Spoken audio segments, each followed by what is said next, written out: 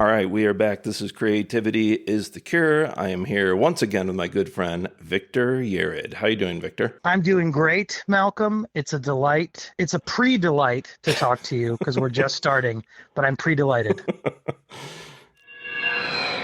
Today, I have a lot of questions about Monty Pickle. Who is Monty Pickle? Monty is a kosher dill pickle. And being that he is kosher, that means that he's Jewish. He doesn't keep kosher.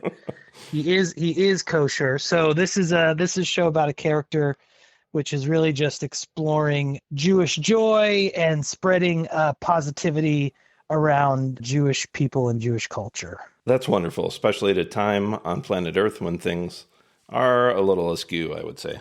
Yeah, for sure. And for me, it's kind of a personal journey. My family's Jewish. My mom's side of the family is Jewish, but we never practiced Judaism, and I didn't really know what it meant. Is being Jewish a nationality? What exactly does it mean? And so Monty is kind of on this journey of self-discovery, and me as the puppeteer is kind of on the journey along with him. This year I learned how to sing Hanukkah prayers and Passover questions and speaking Hebrew and doing all this stuff that's very, different for me, but sort of cool and really fun to explore.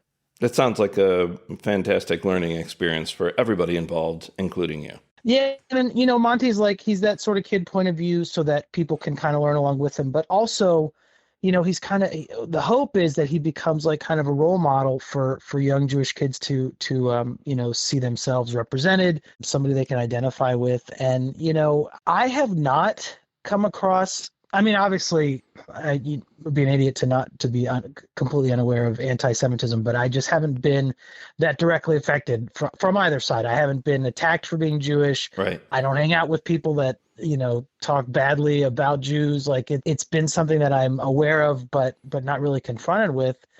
And then now being in more Jewish circles and hearing people's stories, it's kind of cuckoo that, racism and people being mean is always just something that I'm like, why? Yeah. What? Do you really have nothing better to do with your life than attack other people? I don't understand. I'm not somebody who studied it, but I don't really understand why people do what they do. It's just good to be on the other side of it and trying to combat anti-Semitism in some way. I think that's beautiful, and this may sound naive from my point of view, but we're finally at a place in history, in the world, where we have everything we need to help people. We can feed everybody. We can help everybody. We can help people get back on their feet from different countries. And it's really frustrating to know that we're headed in the other direction. So I love that you and your friends have put together this project. Who's the target audience? So I think it's kind of a dual thing. Like I said, it's for young Jewish kids to see themselves represented. So it's definitely a family audience, that sort of 3 to 8, 3 to 9 kind of group of kids, but also for non-Jewish kids and families to just see a cool, fun character and sort of, by happenstance, learn a little bit about Jewish culture as you go. We try to have, kind of universal appeal, and, he's just as endearing as we can make him. But so it's kind of both of those things. I love too that you're approaching a lot of this with humor, because I think that disarms people. You have all these informative, almost serious videos sometimes, but also you have goofy ones like Robot Shabbat, which is I've probably listened to 10 times. Yeah, that's for me always been, it's where my interest lies. You kind of write what you know, and my interest in kids and family is always in comedy, because I think preachy, serious kid stuff is where, is where your interest goes to die. Nobody wants to stick with you long unless there's something engaging. And for me, the comedy part of it is what's most accessible. So. And nobody wants to hear a condescending message. And you and I talked about this last time you were on the show, that when we grew up, I said that you're super condescending. I remember that. I felt bad about it afterwards, Malcolm, but I felt like as a friend, I'm somebody who should be telling you what other people won't say. And you know, that you have a lot of great qualities, and that's just one that I think needs some work, you know. Yeah, the veil has been lifted. You and I talked about this before, but when we were growing up, a lot of the shows like Sesame Street were written for adults and kids. And that's another thing I like about these videos you guys are making. It can appeal to anybody. There are some jokes that fly above the heads of the kids and only the parents get, and the other way around. So great job on Yeah, I that. mean, well, thank you for that. And it's, you know, it's always been sort of one of my favorite approaches is trying to find that family entertainment voice. And you know, it's tough because, you know, there's such a saturation of content out there Yeah. that everything's become really segmented. This is for ages 2 to 4, and then there's like a 5 and 6 year olds, and you know, and like there's such specific content out there in a good way that people are taking seriously what kids can digest at different ages. But also, you know, for me, just you know, with my own family, I've always had this rule where my kids never watch TV by themselves. Right. I like it being a family experience, even though we're staring at a screen. You know, we're laughing together. We'll pause it and talk about stuff together. So making it a shared experience has always just been in my life something that I really wanted for my family. And so, you know, having content that does appeal to kids and adults. I mean, I like young stuff. I don't mind watching, you know, kids content, but you know, if it does have, you know, humor that's a little more universal, it makes it easier to watch, you know. Puppetry wise, this pickle puppet doesn't really look like a hand puppet. He's kind of small. So how do you operate him, and what type of puppet would you call him? There's this machine that I built. It's called an arm shrinker, and you're able to make your arm 1/10 the size, and then that's how I get it. It's still tight. It's still tight, but 1/10 shrink usually gets you to puppeteer. Now Monty is he's a little mech puppet. He's got a he was originally designed by Russ Walco and then built by Christian Anderson. Ooh, wow. And he's got this little ring that you pull down that you know, goes up to a little wire up through his mouth that pulls the lower part of his mouth down. And so it's basically kind of like a little stick puppet. And I did a very similar puppet on a show called No You Shut Up, which was I did this little hot dog puppet. So I was kind of Oh, right. comfortable. Yeah, it's a kind of different, you know, it's the same basic principles of puppetry, that you have to kind of be aware of the size of the puppet and how far could they walk if their legs, you know, were that size. You know, it's like what's the distance of their little bounce when they move around. And so I kind of was comfortable with manipulating that style of puppet. So that part of it has been, you know, really comfortable for me, you know, just from a manipulation standpoint. And you know, we talked about whether his arms would just have arm rods, and we do use arm rods sometimes. You know, we did a music video and we do little special shots where he's waving or doing something. But there's a lot of fun in him just kind of having dead arms, and that just sort of, you know, flop around as he moves. And it's funny to me, you know, to see him just flopping around. So for I would say 95% of the time, we never use the arm rods. Who originally came up with the idea for Monty Pickle? Because I know it's a group of 6 of you. Where did this originate? So Hallie Stanford, who was a VP at the Jim Henson Company for many, many years, and someone who I worked with on numerous projects, she and I were having lunch one day, and she told me about this experience that she had, and she would tell it better than me, but essentially she was at like a play place, like one of those, you know, trampoline, I think, play places, with her son, and this little boy came up to her, and he noticed that she had something on her backpack that was like a Jewish star. It was like a Jewish star. Right. I don't honestly. You know, I got to pay attention when we do press, because she's told this so many times and I cannot retell it. But basically, this little boy came to her and was like, "Oh, are you Jewish?" And she said yes. And then he kind of told her this story about being bullied I think on Roblox or something for being Wow. Jewish. And then she's like, "Oh, what are you going to do? Or what do you think you should do?" And he said, "I guess I should just be proud of being Jewish, or just love being Yeah. Jewish, something like that. She tells it better, but essentially that kind of sparked in her, and also the events of October 7th kind of sparked in her Right. this desire to make something specifically for Jewish kids, because Hallie has sold so many shows for the Jim Henson Company. She sold Sid the Science Kid and the Dark Crystal, Age of Resistance, and just show after show. And you're always, she's thinking from a sales point of view, like, how do you get this out there? And sometimes it's good to be specific, but it can't be too specific. And Right. you're like trying to figure out this formula. And it's something that she's never done. And I don't know if outside of like, content made within Jewish communities, if there is much made, in like the TV world for specifically for Jewish kids like this. So anyway, long story longer. She came to me and was like, I want to do this show for Jewish kids. And we talked about, doing, an animate object as a character. Like, could it be a bagel? Could it be, whatever? And Right. we landed on pickle, because, pickle's a very Jewish food, and, Yeah. and a funny sort of shape and character.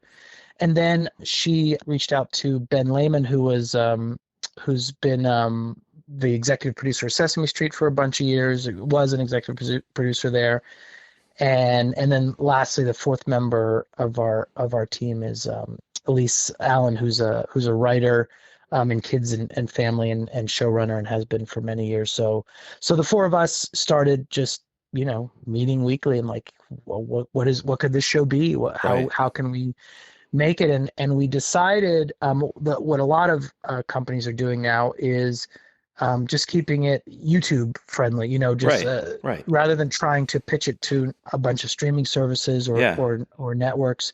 We've decided to just go the sort of social media route. And so we started making short form content just to kind of build the brand and kind of discover who this character is and what our vibe is. And now, we're sort of turning our attention more towards getting funding and making a real series with this character. And we've got 11-minute scripts written and ready to go. We just need to get some funding and then keep going with it.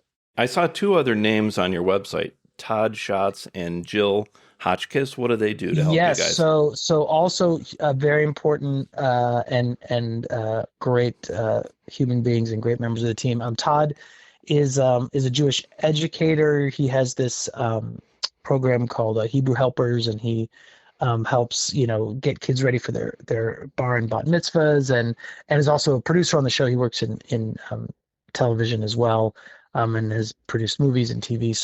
So he's kind of the guy who's like, when I'm like, Todd, how do you pronounce this? Is this a huh or just a huh sound here? And so he's really our expert for that stuff. And then Jill worked for Disney for many years in their marketing department, head of their marketing there. And so she's kind of produces and is in charge of all of our like marketing and social media stuff. And so it's really just like this team of professionals that's been around for many, many years and has done, kids and family for many years. And everybody, has been volunteering their time, for the past, more than 1 year, just to try and make something good to put into the world and something that we care about and love. And hopefully, it's cheeseball, but the idea is to make the world a better place. And it has altruistic origins to it. So we're hoping to just keep trying to do that, Do you guys have any plan? And I was just going to say, the same way that your goal is to just to condescend to as many people as you can. Our goal is to bring this content to as many people as we can. Yeah. So do you get me?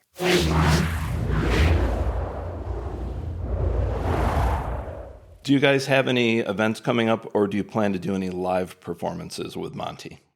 Yeah, in fact, we did a great show at the Skirball for Hanukkah. Place. Yeah, at the Skirball Cultural Center, which was really fun, and that's kind of been a model for us. So we did a similar show. That was a Hanukkah show. Then we did a Purim show up at the JCC in San Francisco, and then we're doing an event this week actually at the Caton Museum. It's not like open to the public though. It's very specifically for this KI synagogue that was affected by the the fires out here, so they kind of lost their home. So they've been doing services at the Caton. So we're doing a special Shabbat show for them.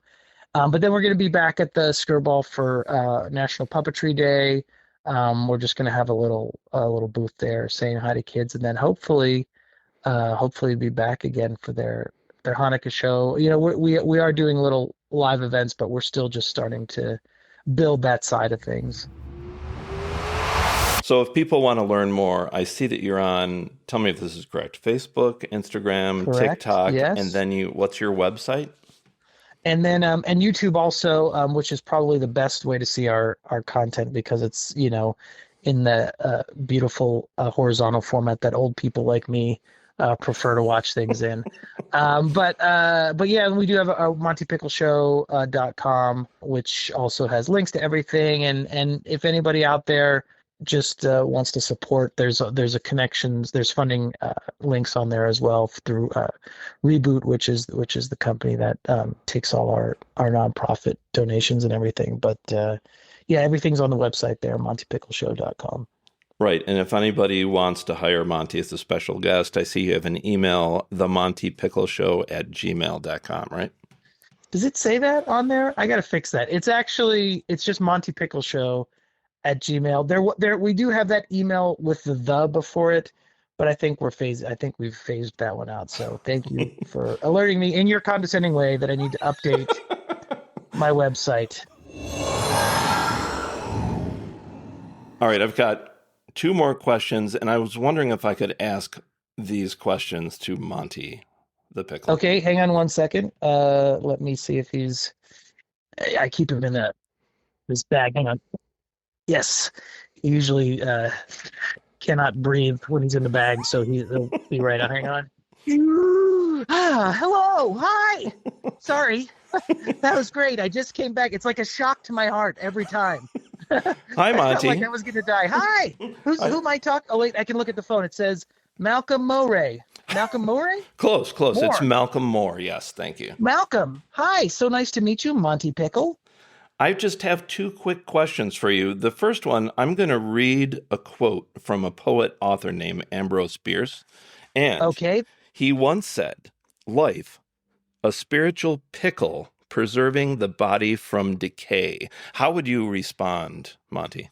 Gosh. Could you say that one more time? That's a lot to take in. Ambrose was the name of the Ambrose Bierce. I heard Ambrose, and then I kind of tuned out after that because it sounded very heady.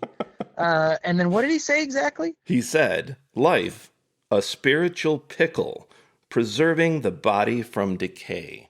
I guess it sounds like BS to me, if I'm being straightforward with you. I mean, it sounds like somebody who loves language and likes to use fancy words. I have no idea what that means. But I will say that he sounds like a good person and who cares about people. He wants to preserve your spirit with a pickle, I guess. I don't know what that meant. Maybe it's a metaphor, perhaps. Yeah, maybe BS is not the right word for it. I'm not great at quotes. Do you have a Passover message for people of Earth? Something that you would like to share about what you do and what you're trying to do, Monty? A Passover message? Well, for Passover, one of the traditions is that they call them the plagues, and you kind of dip your finger we dipped our fingers in brine, in pickle brine, so it made it very different.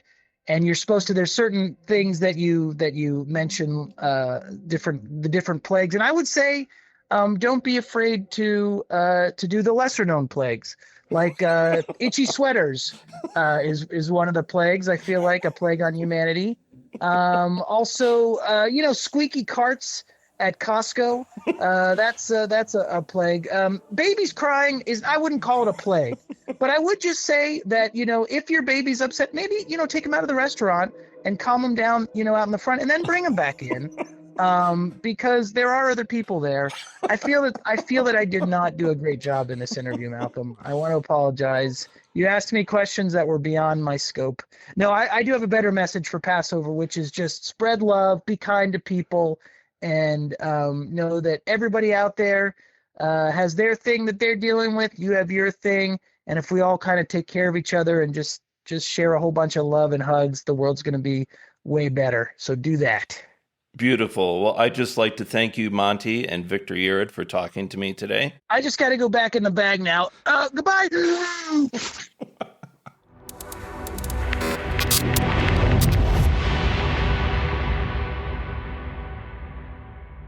Malcolm, this has been, I would like to say, a joy, and I will, because you're a joy and a delight, as I expected in my pre-delight phase of this talk.